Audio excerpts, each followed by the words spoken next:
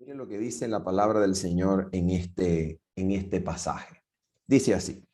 Mi versión es de Reina Valera de 1960. Dice, vivifícame conforme a tu misericordia y guardaré los testimonios de tu boca. Vamos a pasar un tiempo tratando de comprender lo que este versículo significa en relación con nuestra comprensión del Evangelio. Vivifícame conforme a tu misericordia y guardaré los testimonios de tu boca. Miren, queridos hermanos, recientemente yo formé parte de un debate que me tomó por sorpresa.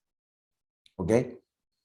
Y digo que me tomó por sorpresa porque este debate fue propuesto por personas que profesan creer y predicar el mensaje de 1888. En mi experiencia cristiana, yo esperaba recibir ciertas críticas contrarias a cualquier enseñanza que yo haya podido hacer o llevar a cabo de parte de diferentes sectores de la iglesia. Por ejemplo, yo podía ver o podía esperar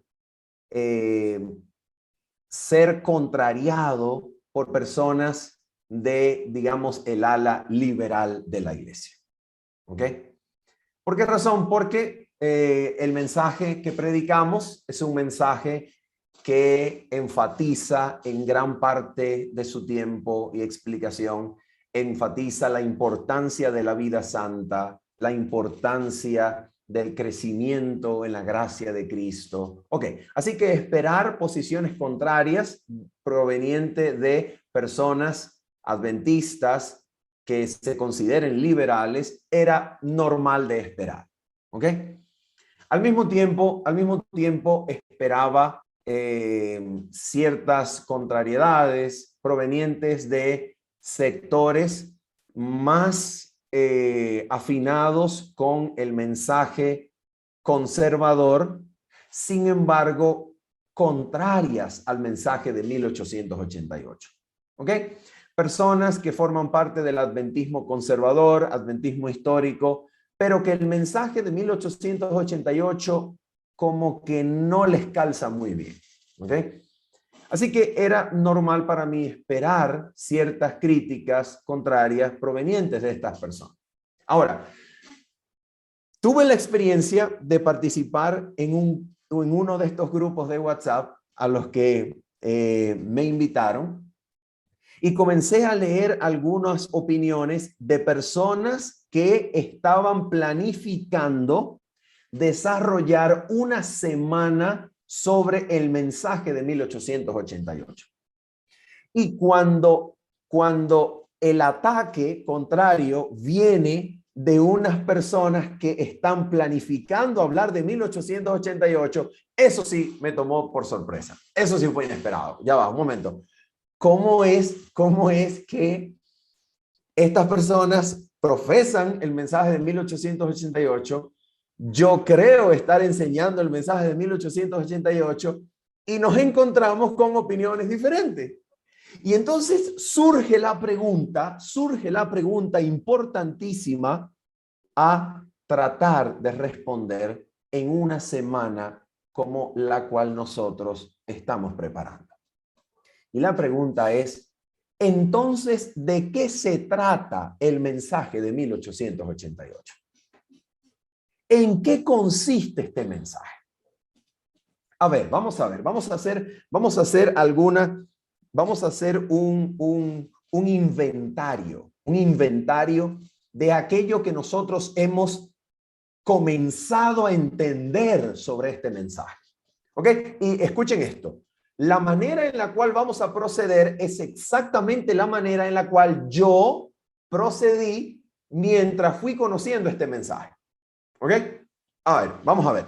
En primer lugar, a ver, primer lugar, 1888 se trata acerca de una justificación que es al mismo tiempo efectiva y transformativa y no solamente legal. Oh, alguien dice, oh, sí, eso es 1888. Claro que sí.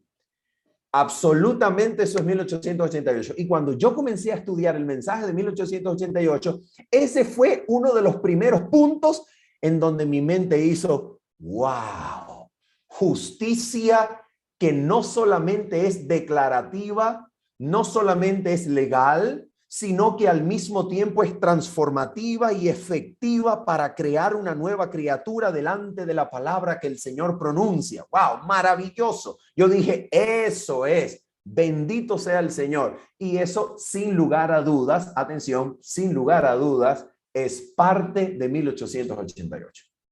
Sin lugar a dudas. Ahora bien, cuando se encuentran opiniones diferentes sobre 1888, es posible hallar personas que piensan que el principal aporte de 1888 consiste en defender una justificación que, a diferencia de una declaración forense, es una justificación que transforma, y este es el punto central de 1888. Permítanme decirles, queridos hermanos, que este debate entre una justificación efectiva y transformativa y una justificación meramente legal es un debate que se halla fuera de 1888. Entonces, este es parte de 1888, pero no es la esencia de 1888. ¿Ve? Porque el debate existe fuera del círculo de 1888. ¿Ok? Y es probable que este debate caracterice mejor un debate entre un adventismo histórico y un adventismo liberal. Pero no es la esencia de 1888.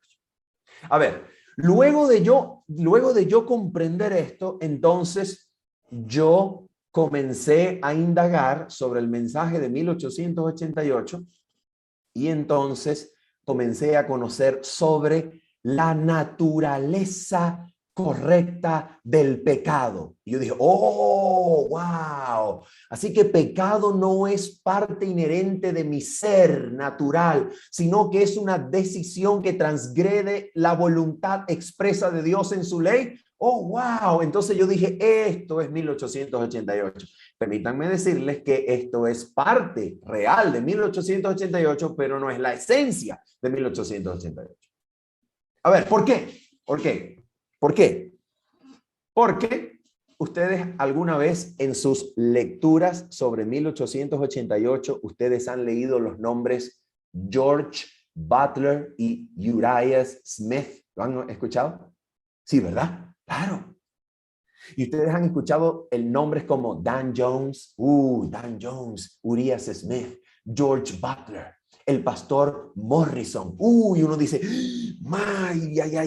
estos son los oponentes de 1888. Bueno, permítanme decirles que estos pastores, todos tenían el concepto correcto de lo que es el pecado. Todos estaban acertados. Todos sabían lo que era el pecado y todos negaban la definición agustiniana de pecado original. Todos la negaban. ¿Ve? Todos la negaban. A ver, y entonces después yo me topé en mi progreso, en el mensaje, yo me topé con el siguiente punto. Y aquí fue un punto en donde yo me tardé. Aquí me tardé lo suficiente como para tomar una decisión. Me topé con el capítulo que hablaba acerca de la naturaleza humana de Cristo. ¡Wow!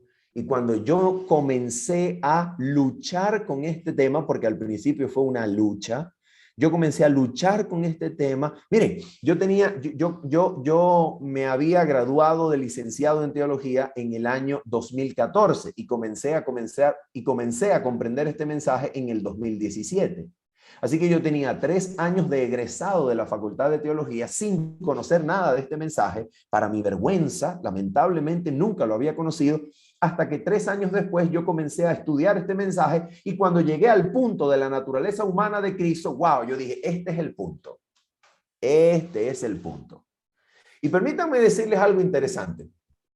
Los mismos nombres que le mencioné, George Butler, Urias Smith, Dan Jones, el pastor Morrison, el pastor Washburn, todos estos pastores que se opusieron al mensaje de 1888, tenían la definición correcta de la naturaleza de Cristo en sus cabezas. Todos la conocían. Todos la enseñaban, y la enseñaban correctamente. Es decir, todos estos pastores creían que Cristo había adoptado una naturaleza humana caída, pero sin pecado, ¿ok? Para hacer posible nuestro cumplimiento de la ley. Todos lo creían. Todos lo creían. Entonces, si esto es 1888, entonces Urias Smith y George Butler estaban de parte de 1888. ¿Ves? Entonces, esto evidentemente no es la esencia de 1888. Ok, vamos entonces a una cuarta. Vamos a una cuarta. Y entonces en mi progreso, en el conocimiento de este mensaje, me topé con el siguiente punto. Victoria sobre el pecado. ¡Wow! Cuando yo conocí el tema de la victoria sobre el pecado, yo creo que no prediqué de nada, de ninguna otra cosa en 2-3 meses. Eso era todo lo que yo predicaba. Victoria sobre el pecado. Gloria a Dios. Y permítanme decirles que estos pastores, Butler, Urias Smith y todos ellos, todos creían en la victoria sobre el pecado. Entonces, ¿qué es 1888? A ver, si el pastor Butler creía en la naturaleza humana de Cristo correcta, como lo enseña la Biblia y el Espíritu de Profecía, tenía el concepto correcto del pecado, creían en la victoria sobre el pecado, ¿verdad? Entonces creían que la ley de Dios tenía que guardarse y podía ser guardada. Entonces la pregunta es, ¿qué cosa es 1888? ¿Cuál fue el mensaje de 1888? ¿Ves? ¿Cuál fue el mensaje de 1888? Y entonces aquí es donde uno se pregunta, a ver, una pregunta. ¿Qué cosa era lo que Dios quiso hacer cuando envió el mensaje de 1888 a su pueblo? Porque si nosotros comprendemos la intención del Señor al enviar el mensaje de 1888 a su pueblo, probablemente nosotros estemos muy cerca de comprender qué es en realidad el mensaje de 1888. Entonces nosotros necesitamos repasar históricamente qué es lo que la iglesia adventista necesitaba, que Dios en su infinita misericordia decidió resolver este problema de la iglesia, este problema del mundo y de la iglesia adventista con el mensaje de 1888, para descubrir cuál es la esencia de este mensaje. ¿Ves? Entonces, a ver, vamos a ver cuál es la esencia de este mensaje. Voy a leer una cita, es más, voy a compartirla para ustedes. Es la cita, probablemente es la cita mejor conocida sobre el mensaje de 1888. Quisiera pedirle que por favor me habiliten para compartir mi pantalla un segundito, para que podamos ver esta maravillosa cita que se nos presenta en el libro Testimonios para los Ministros, desde la página 91. ¿Ok? Testimonios para los Ministros, en la página 91, nosotros leemos lo siguiente. Vamos a ver, estoy esperando brevemente que me puedan autorizar para compartir mi pantalla. Probablemente sea más fácil configurarme como un coanfitrión, y de esa manera yo podré compartir mi pantalla para que podamos leer juntos esta extraordinaria cita de Testimonios para los Ministros. Bien, listo, aquí estamos. Muchas gracias. Ok, ustedes en este momento deben estar viendo mi pantalla, ¿correcto? Y entonces vamos a leer Testimonios para los Ministros, página número 91. Y en esta página nosotros vamos, permítanme expandir la letra para que se vea mucho mejor. Ok, espero que ustedes puedan estar viendo la letra mejor ahora. Bien, voy a leer desde la página 91. Esta página 91 es realmente un preciosísimo resumen de lo que es el mensaje de 1888. Miren esto. Atención con lo que vamos a leer acá. Dice así la sierva del Señor. Dice ella lo siguiente. En su gran misericordia, el Señor envió un preciosísimo mensaje a su pueblo por medio de los pastores Waggoner y Jones. Este mensaje tenía que presentar, atención con cada palabra, porque es que esto parece que hubiese sido dictado por el Espíritu Santo. Esto es una cápsula de línea tras línea pensada para dar luz. Mira lo que dice.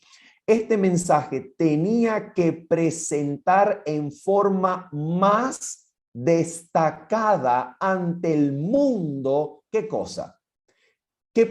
Pregunto, ¿qué punto de doctrina tenía este mensaje que presentar? ¿Qué punto de profecía, qué punto de doctrina, qué punto de comprensión teológica tenía este mensaje que hacer? Miren esto, queridos hermanos, este mensaje tenía que presentar de forma más destacada ante el mundo, no un punto de doctrina que pueda ser objetado, sino una persona real, genuina, una persona viviente. Es el sublime Salvador lo que este mensaje tenía que presentar al mundo. Este mensaje tenía que, de manera milagrosa, poderosa, como Pablo le dijo a los Gálatas, cuando les dijo, oh Gálatas insensatos ante cuyos ojos el Señor fue presentado como crucificado. Este mensaje tenía que presentarles al pueblo, a Cristo como crucificado por ellos. Este mensaje tenía que lograr que el pueblo viera con sus propios ojos al sublime Salvador. Entonces dice, el sublime Salvador. Y ahora note por favor lo que viene después. El sacrificio por los pecados de los redimidos. ¿Dice eso el texto? Vamos a leerlo de nuevo. El sacrificio por los pecados de los que se salven. ¿Dice eso el texto? No. El texto dice que Jesucristo, como primera de Juan capítulo número 2 lo declara, y como primera de Timoteo capítulo 4 versículo 10 lo deja claro, y como segunda de Corintios capítulo 5 versículo 19 lo dice, es el sacrificio por los pecados del mundo entero. En su muerte de cruz, Cristo restauró al favor de Dios a la humanidad entera. Cristo se hizo humano para representar a toda la humanidad, de manera que Dios el Padre, cuando habló a Cristo en ocasión de su bautismo y de su cruz, toda la humanidad estaba allí incluida con Cristo, porque Dios el Padre mismo habló a la humanidad que estaba en Cristo, porque para eso Cristo había asumido la humanidad, para llegar a ser cabeza de la humanidad. Y todo lo que Cristo recibió del Padre lo recibió como cabeza y representante de la humanidad. ¿Se dan cuenta? Esto es una cosa importantísima. Y luego dice entonces, mire lo que dice, atención, mire lo que dice. Presentaba la justificación por la fe. Noten esto. Esta fe no se deposita en una cláusula, en una oración de fe doctrinal. Esta fe se deposita en el garante. ¿Se dan cuenta? Es fe en Cristo, es fe en el garante. Y una pregunta, ¿por qué Elena de White le llama garante a Cristo? Le llama garante a la par de sustituto por algo que vamos a ver más adelante. Y en este tema vamos a intentar comprender que, atención queridos hermanos, que Jesucristo no es solamente mi sustituto y tampoco es solamente mi modelo. Cristo es más que un modelo, es garante. ¿Qué quiere decir eso? Ok, conserve eso en la mente para que podamos comprender qué quiere decir eso de Cristo como garante, más que modelo, más que sustituto. Y luego dice, invitaba a la gente a recibir la justicia ¿de quién? De Cristo. que se manifiesta. Nota esto, nota esto. Cuando se recibe esta justicia, pregunto, ¿se puede recibir sin recibir a Cristo? ¿Se puede recibir justicia de Cristo sin recibir a Cristo? No, ¿verdad? No, porque cuando se recibe a Cristo, entonces se recibe su persona viviente, real, entera en nosotros. De tal manera que cuando recibimos a Cristo, recibimos la ley vivida, el poder para vivir la ley, y entonces se manifiesta esta recepción de justicia de Cristo, se manifiesta en la obediencia a todos los mandamientos de Dios. Y ahora miren lo que viene, miren lo que viene ahora en el párrafo. Atención. Muchos habían perdido de vista ¿a quién? Se dan cuenta, muchos habían perdido de vista a Jesús. Y pregunto, cuando la iglesia y sus ministros que predicaban sermones tan estériles como los montes de Gilboa, cuando los ministros se habían convertido en más que cristianos, se habían convertido en debatientes en todo punto de doctrina para ridiculizar a los pastores protestantes locales a donde levantaban sus tiendas. Pregunto, ¿qué era lo que estos ministros debatientes expertos en el debate teológico habían perdido de vista? Habían perdido de vista a Jesús. Así que eran excelentes debatientes, pero no eran cristianos. ¿Se dan cuenta? Entonces, ellos habían perdido de vista a Jesús. Y ahora mira lo que dice el texto. Necesitaban dirigir sus ojos a su divina persona, a sus méritos, a su amor inalterable por la familia humana. Y mira cómo sigue la cita. Todo el poder es colocado en sus manos y él puede dispensar ricos dones a los hombres, impartiendo el inapreciable don de su propia justicia al desvalido agente humano. Este es el mensaje que Dios ordenó que fuera dado al mundo. Es el mensaje del tercer ángel que ha de ser proclamado en alta voz y acompañado por el abundante derramamiento de su espíritu.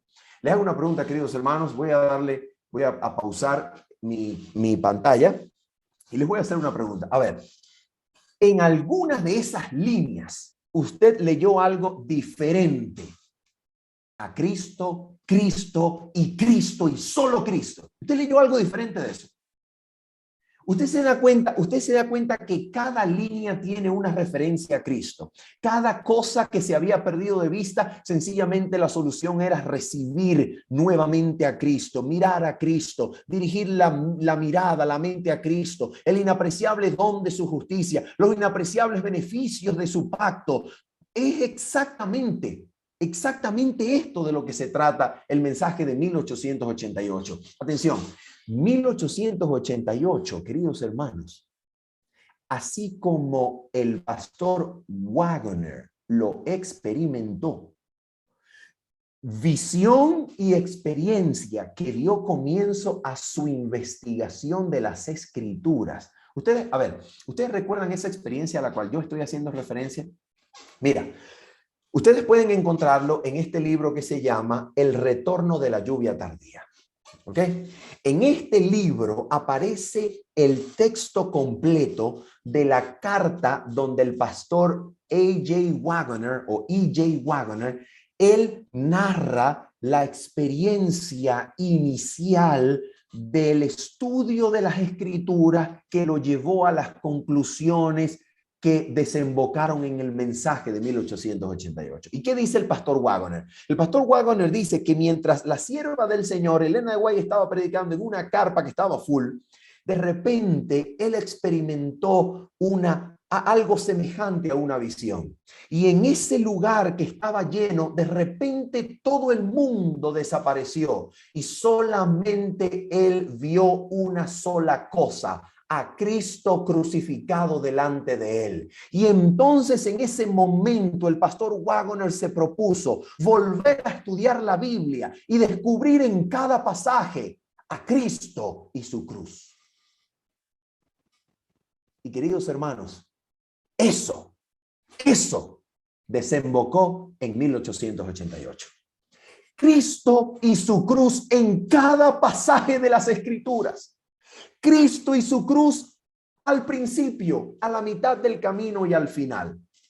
Ahora yo les hago una pregunta. ¿Por qué era necesario Cristo para los adventistas del séptimo día en la década de 1888? Noten esto.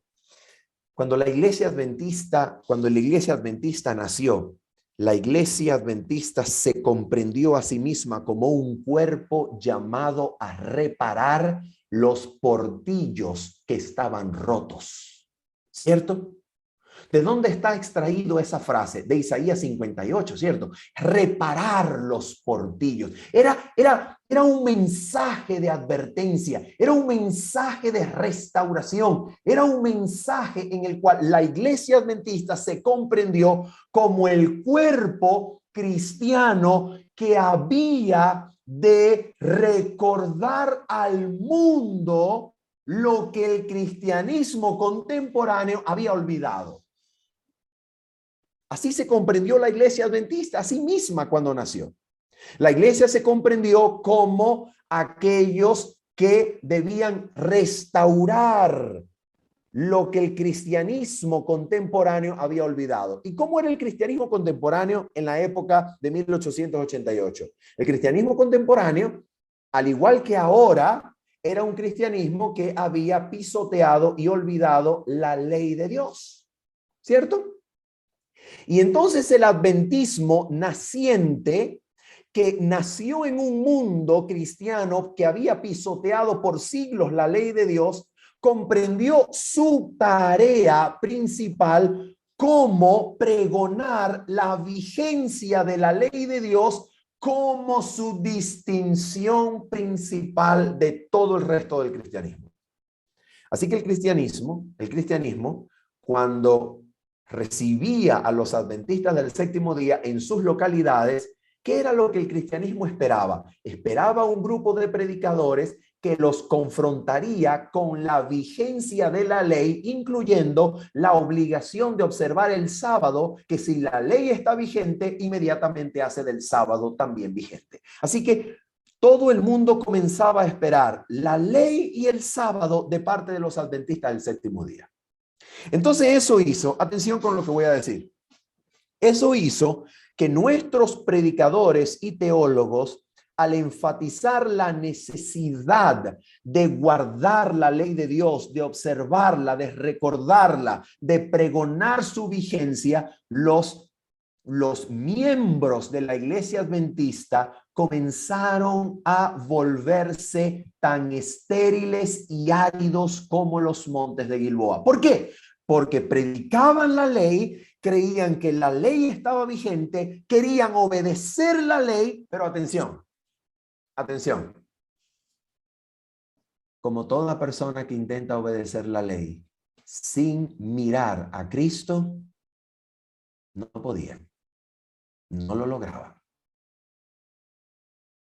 Y entonces, la experiencia cristiana de los adventistas del séptimo día era una experiencia abundante en debates teológicos, abundante en victorias en esos debates teológicos, abundante en humillar los credos contemporáneos, pero ellos mismos no conocían a Cristo, no tenían poder vivificante, su experiencia cristiana no se sabía, no sabían ser cristianos, no conocían lo que predicaban cuando hablaban de Cristo. Y por esa razón Elena de White le dice que los sermones de ellos se habían convertido en áridos. ¿Y sabe cómo le llama Elena de White a la iglesia adventista del séptimo día? No en 1880, no en 1888, en 1863. ¿Saben cómo le llama a la iglesia adventista? Elena de White le llama a Christless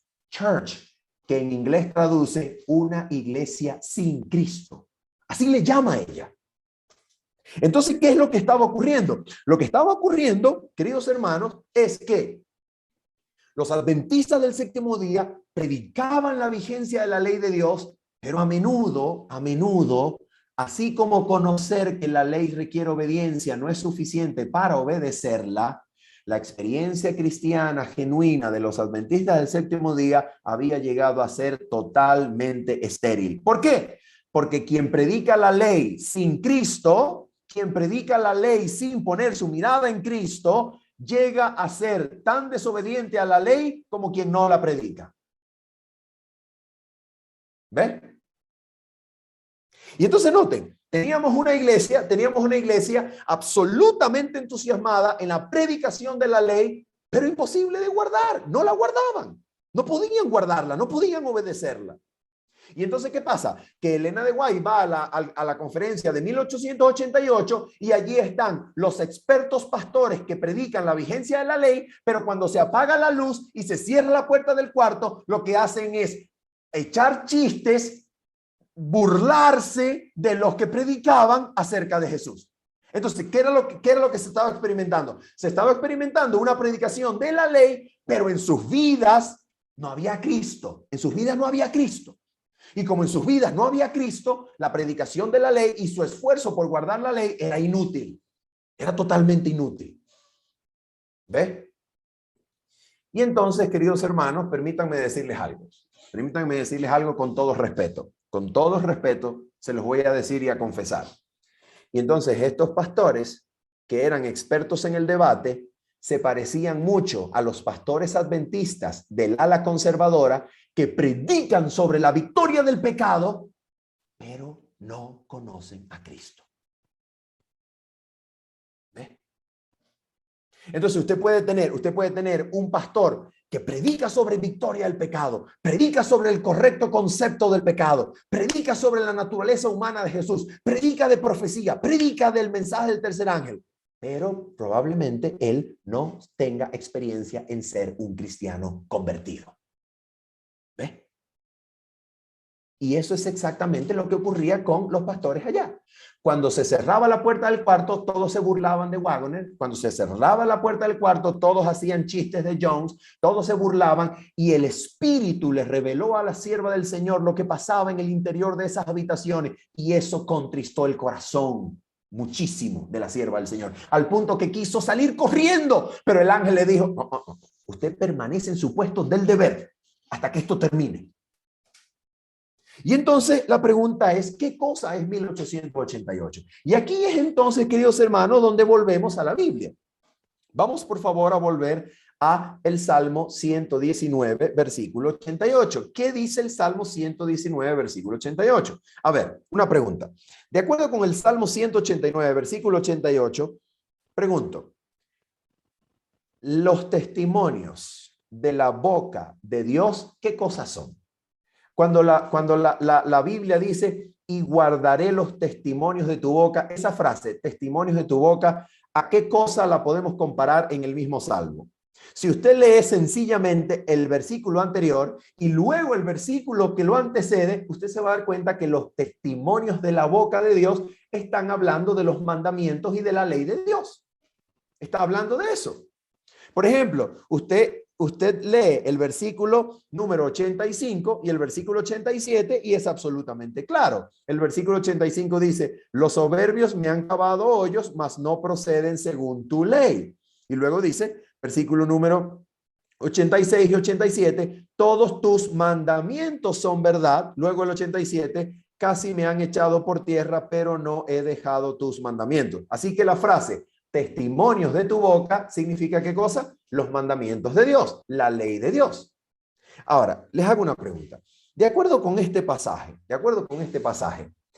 ¿qué cosa es lo primero que debe ocurrir en mi vida si yo alguna vez he de guardar los testimonios de la boca de Dios? ¿Qué debe ocurrir en mi vida? ¿Qué dice el versículo? El versículo dice, vivifícame. Y queridos hermanos, allí está el punto. ¿Saben por qué? Porque como usted y yo sabemos, como buenos adventistas, los muertos nada saben. Los muertos nada pueden hacer. Y cuando el evangelio lo encuentra a usted, usted está muerto en pecado y transgresión. Y si el evangelio lo encuentra muerto en pecado y el evangelio le dice a usted, aquí está, guarda la ley, ¿qué es lo que usted puede hacer? ante la frase, guarda la ley porque estás perdido, usted le va a decir, precisamente estoy perdido, no puedo guardar la ley porque estoy muerto. Precisamente estoy muerto y no puedo hacer nada por mí mismo porque estoy muerto. Entonces, ¿qué es lo que ocurre? Cuando la ley se le señala al pecador, el pecador está muerto. El pecador no puede guardar la ley que se le señala a menos que sea vivificado. A menos que sea resucitado. Y escuchen, queridos hermanos, algo demasiado importante. La obediencia a la ley de Dios es un milagro tan milagroso como la resurrección de los muertos. Y yo quisiera que nosotros creyéramos eso día a día. Mire, queridos hermanos, ustedes saben que yo tengo dos niños pequeños, dos niños. Escucha esto. En mi experiencia personal, mira, yo tengo un modo de ser, yo tengo un modo de pensar, que si a mí me piden escribir el capítulo 1 y no tengo la introducción completa, yo no puedo escribir el capítulo 1 ni una letra si no he terminado la introducción. Yo no puedo hacer cosas desordenadas. Yo necesito ir en un esquema, y si algo del esquema se me altera, ¿cuál es la reacción natural? La reacción natural de mi temperamento es molestia, es ira. Y escucha esto. Mis hijos pequeños, de mis dos hijos, Manuel tiene 3 años. Y cuando los niños tienen 3 años, están atravesando la adolescencia de su niñez. Y por ejemplo, para dar un ejemplo, yo voy al cuarto y el lavamanos del cuarto descansa sobre algo que es de madera. Y usted sabe que la combinación de agua más madera es igual a madera podrida, ¿cierto? Y entonces cuando yo llego al cuarto y encuentro a Manuel jugando con el agua, escupiendo el agua en todos lados, mojando la madera, le hago una pregunta: ¿cuál es la primera reacción natural de mi corazón podrido, malo y engañoso y perverso hasta la muerte? ¿Cuál es mi primera reacción? Mi primera reacción es violenta. Mi primera reacción es violencia, ¿cierto? Es arrebatar violentamente algo de la mano. Pero pregunto, ¿eso es lo que el Espíritu quiere? No, no es lo que el Espíritu quiere. Entonces nota esto. La única forma de controlar hasta tal punto la carne, el corazón natural, el temperamento iracundo, la única forma de doblegar la carne es que la carne muera y haya una vida nueva que resucite en su lugar. Esa experiencia es la resurrección de la muerte y el pecado que solo Cristo puede lograr en el hombre y la mujer. Entonces mira, con razón el Salmo 119 dice: hombre, Dios, vivifícame y yo guardaré los testimonios de tu boca. Porque es que el que está muerto en pecados y transgresiones no puede guardar la ley, no la podrá guardar jamás si antes no es resucitado. Y entonces, para que cualquiera persona en el mundo pueda tan siquiera guardar una letra de la ley, necesita primero estar vivo, necesita primero resucitar. Y ahora yo les voy a decir una cosa. A ver, noten esto. Ustedes recuerdan en las Sagradas Escrituras, cuando Cristo les dice a los discípulos: os conviene que yo me vaya. ¿Recuerdan eso? A ver, una pregunta. Para unos hombres que tienen 3 años y medio aproximadamente viendo a Cristo todos los días, comiendo con Cristo, durmiendo con Cristo, caminando con Cristo, sanando con Cristo, repartiendo el pan con Cristo. Para unas personas que tienen 3 años y medio compartiendo todos los días con Cristo. Les hago una pregunta. Les hago una pregunta. Si Cristo es mi modelo, ¿lo era para ellos, para los discípulos, durante 3 años y medio? ¿Era Cristo modelo para ellos? ¿O sí? ¿O sí? ¿Y qué significa un modelo? ¿Qué significa tener un modelo? Un modelo significa que usted tiene una imagen que usted va a imitar delante de sí. Una imagen delante de sí que usted lo ve como su dechado, como su ideal, como su norma a alcanzar, ¿cierto? Eso es un modelo. Pregunto, ¿Jesucristo era modelo para los discípulos? Absolutamente. Los discípulos tenían que verlo. Los discípulos tenían que pasar tiempo con él. Los discípulos tenían que verlo para parecerse a él. Les hago una pregunta. Después de 3 años y medio, los discípulos, gracias a Jesús como modelo, gracias a Cristo como un modelo, gracias a mirar a Jesús todos los días, les hago una pregunta. ¿Los discípulos habían llegado a ser como su Señor o no? No habían llegado a ser como su Señor. Le hago una pregunta. Pero Jesucristo no es solamente entonces mi sustituto, sino también es mi modelo. Ah, pero le voy a decir algo. Le voy a decir algo. Si hubo alguna persona sobre la faz de la tierra para quien Jesucristo fue literalmente un modelo, fue para Pedro, fue para Santiago, fue para esos hombres, ¿o no? Sí, porque ellos lo veían todos los días. Pero pregunto, Santiago y Pedro, en ocasión de la última cena, ¿habían llegado a ser como su maestro? No, ¿verdad? No eran como su maestro. Entonces les hago una pregunta. Si Jesucristo es mi modelo, si Jesucristo es mi sustituto, pero también es mi modelo, pregunto, si siendo modelo para los discípulos no fueron transformados a la imagen de Cristo, ¿será que si Jesús es mi modelo, yo podré vivir la vida de Cristo siendo Él mi modelo nada más? No. Yo no puedo vivir la vida de Cristo siendo Él mi modelo nada más. Yo necesito que Él no esté afuera. Yo necesito que Él no esté delante de mí, como invitándome, diciéndome, ven, crece, alcánzame. No, yo necesito que Él viva su vida en mí para que Él, por su fuerza, me haga lo que Él quiere. ¿Te das cuenta? Por eso es que Cristo le dice a los discípulos, miren, ¿saben qué? A ustedes les conviene que yo me vaya. ¿Por qué razón les convenía? Porque si Él se iba, Él enviaría su Espíritu. ¿Qué cosa viene a hacer el Espíritu Santo? ¿Qué cosa es la función del Espíritu Santo? La función del Espíritu Santo es traer la vida misma de Cristo. ¿A dónde? Aquí. Él trae la vida de Cristo acá. Entonces, cuando Él trae la vida de Cristo aquí, entonces Cristo, atención, entonces Cristo puede vivir ahora su vida en mi carne como Él la vivió en su carne.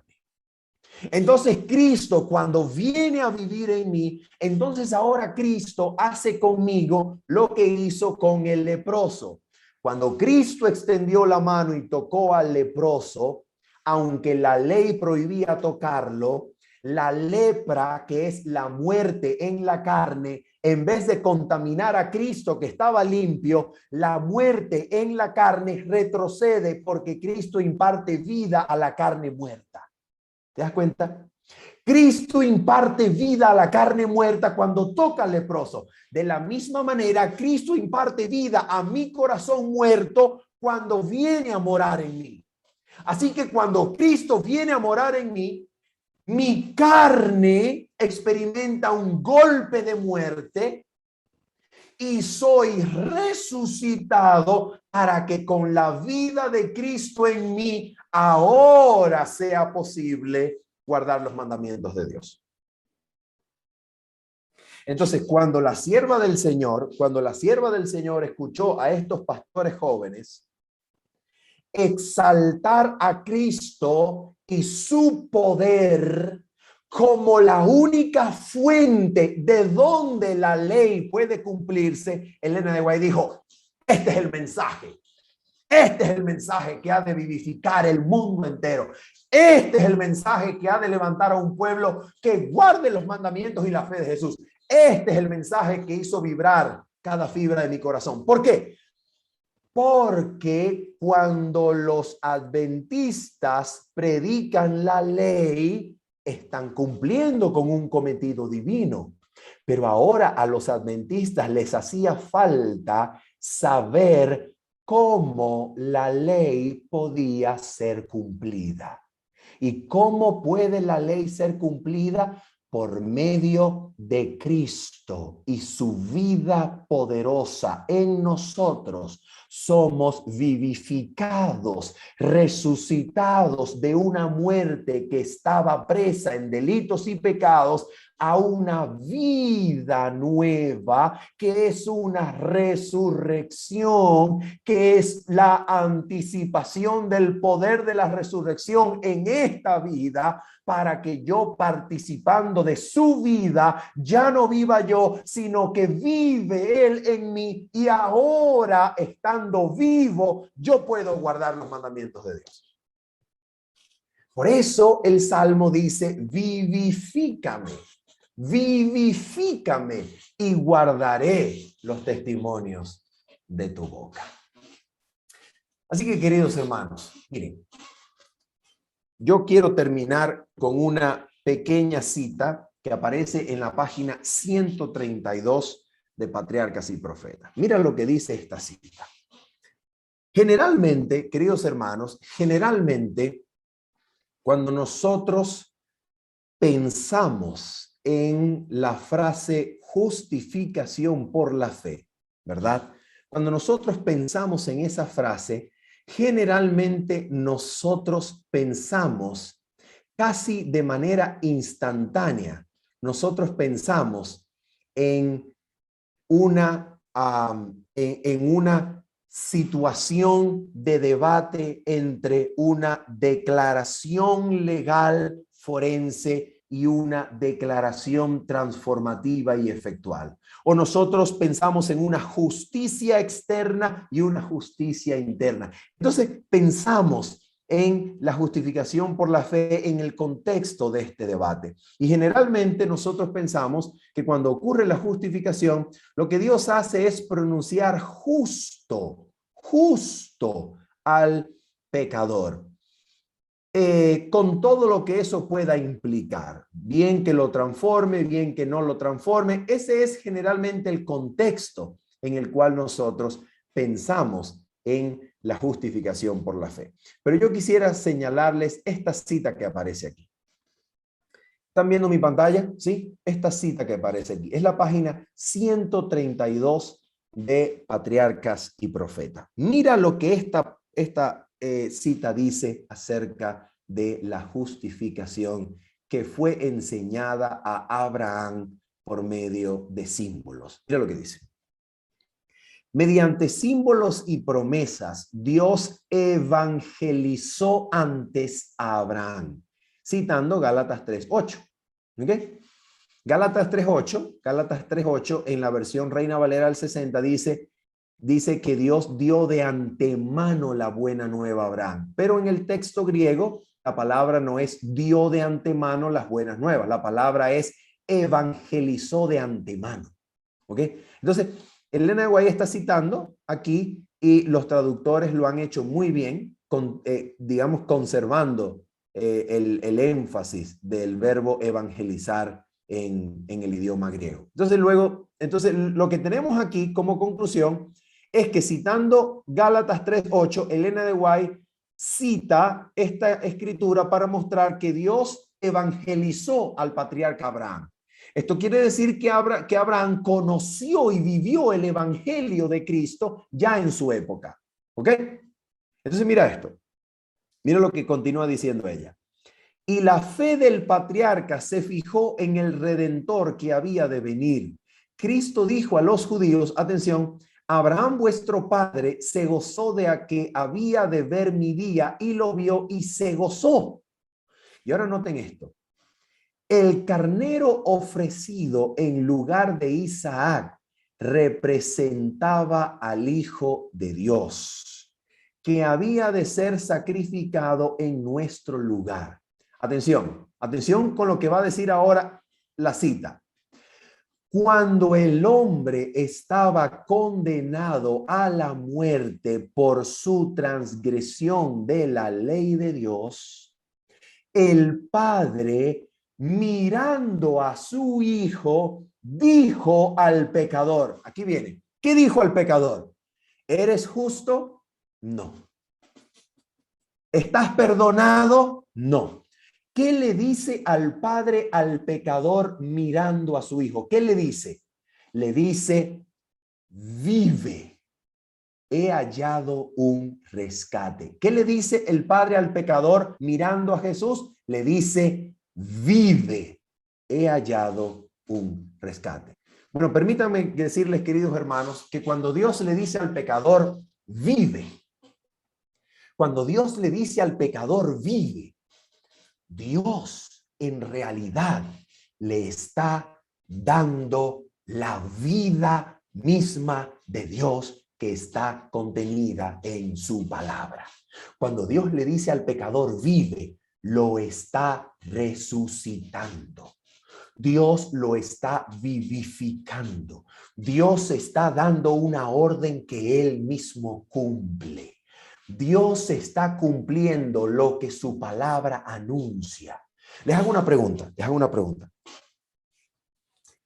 Cuando el centurión recibe la palabra de Cristo, después de decirle a Jesús, Señor, Señor, desciende a mi casa antes que mi siervo muera, desciende a mi casa antes que mi hijo se muera.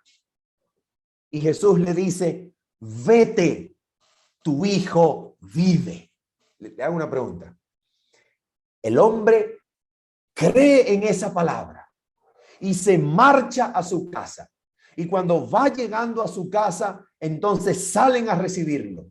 Y cuando salen a recibirlo, le dicen, tu hijo vive. Y el hombre inteligentemente le hace una pregunta a los que salieron a recibirlo. Y les dice, más o menos ¿a qué hora comenzó a sanar?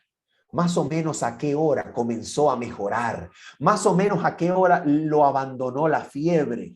Y entonces le dice, ayer como a esta hora. Y entonces el hombre comprende que esa era la hora en que Cristo había dicho con su palabra, tu hijo vive.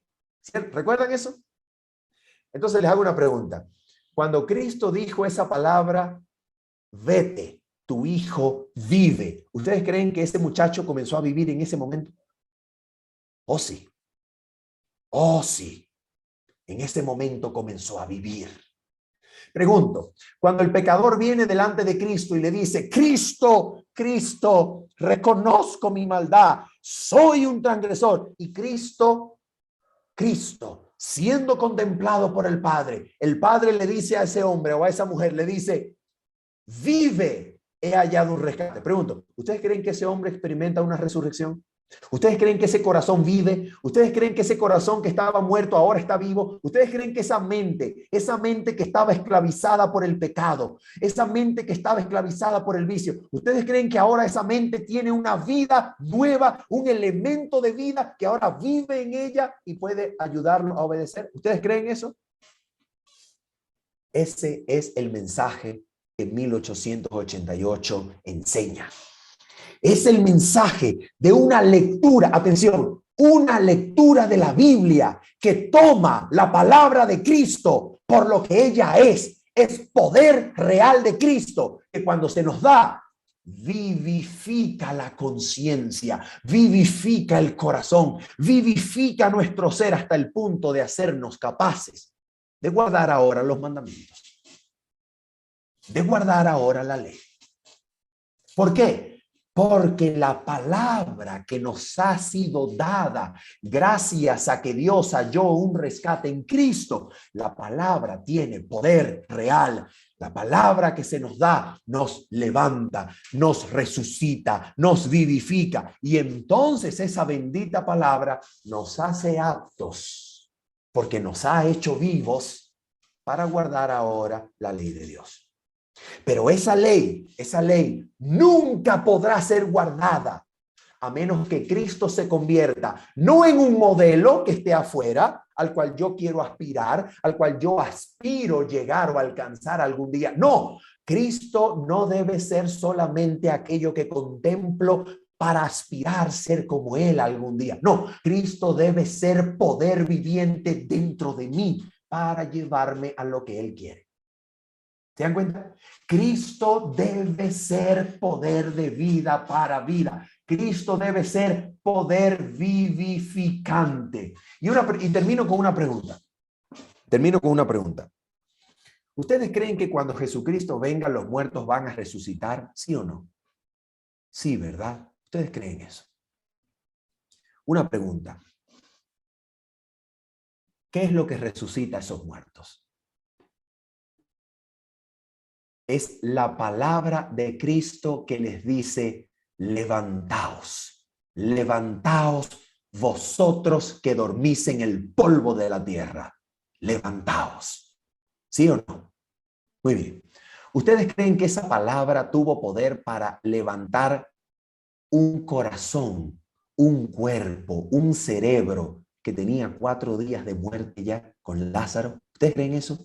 Bueno, escuchen esto, escuchen eso.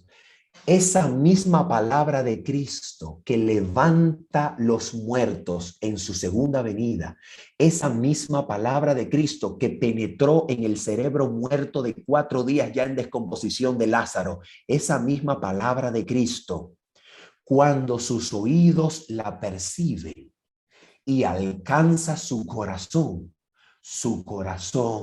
resucita, es vivificado. Y cuando su corazón es vivificado por Cristo, ahora usted está listo para obedecer. Antes no. Antes no. Así que usted y yo, queridos hermanos, usted y yo, si hay algo que nosotros necesitamos, es ese genuino poder de ser cristianos. Es ese genuino poder que no es otro. No es otro. ¿Cuál es ese poder? Como lo dice la cita del Camino a Cristo y la cita de la educación, ese poder es Cristo. Solamente Cristo puede vivificar las facultades del alma que se encontraban muertas. Solo Cristo es ese poder. Ese poder es la misma vida de Cristo que se nos comparte al oír su palabra, se nos comunica al oír su palabra, y la misma vida de Cristo vivifica nuestro ser para que podamos guardar los mandamientos de Dios. Por eso creo, queridos hermanos, que este texto del Salmo 119, versículo 88, resume tan bien lo que es el mensaje de 1888. Porque he aquí la clave, el punto, el secreto de la vida cristiana genuina. Es Cristo vivificando por su vida, por su presencia, por su palabra, realmente cada fibra de nuestro ser, para que estando vivos en Cristo, podamos guardar la ley en Cristo. Ese, creo yo, que es el aporte de 1888. Y durante toda esta semana, nosotros vamos a estar estudiando algunos temas técnicos, algunos términos, algunos puntos claves del mensaje de 1888 que se resumen todos en un solo punto. Cristo en nosotros. Cristo viviendo en nosotros, Cristo y su justicia, Cristo delante de su Padre, representándonos, Cristo en nosotros, dándonos poder, Cristo llevándonos al trono del Padre y ligándonos a la fuente del poder infinito, Cristo como el puente, Cristo como la conexión, Cristo como el centro, Cristo como el gran poder de atracción. Eso es lo que nosotros necesitamos hablar. Porque esto es lo que hace de una iglesia moribunda un ejército dispuesto para terminar la obra de Dios. Esto es lo que hace de un cuerpo moribundo a una iglesia lista para ser trasladada. Eso es el mensaje. Así que, hermanos, en el nombre del Señor, acompáñenme a orar una vez más y estamos listos por hoy. Oramos. Nuestro Padre Celestial, nuestro Señor bondadoso, Padre Santo, como dice tu palabra en el Salmo 119, versículo 88. Vivifícame, Señor, vivifícame conforme a tu misericordia y guardaré los testimonios de tu boca. Señor, esta promesa está allí para que hoy te la reclamemos en el poder de tu Santo Espíritu. La reclamamos, Señor. Demandamos que esta promesa sea sí en nosotros por medio de Cristo. Demandamos su vida poderosa en nosotros. Demandamos a Cristo no solamente como sustituto, no solamente como modelo, sino como el garante que puede garantizar una vida nueva de obediencia completa, Señor.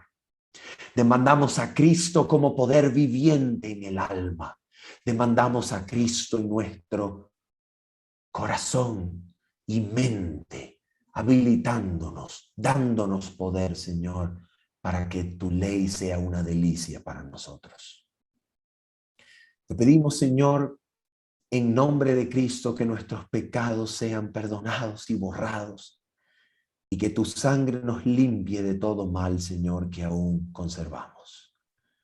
Te lo pedimos, Padre Santo, glorioso, en el nombre bendito de Cristo Jesús. Amén. Amén.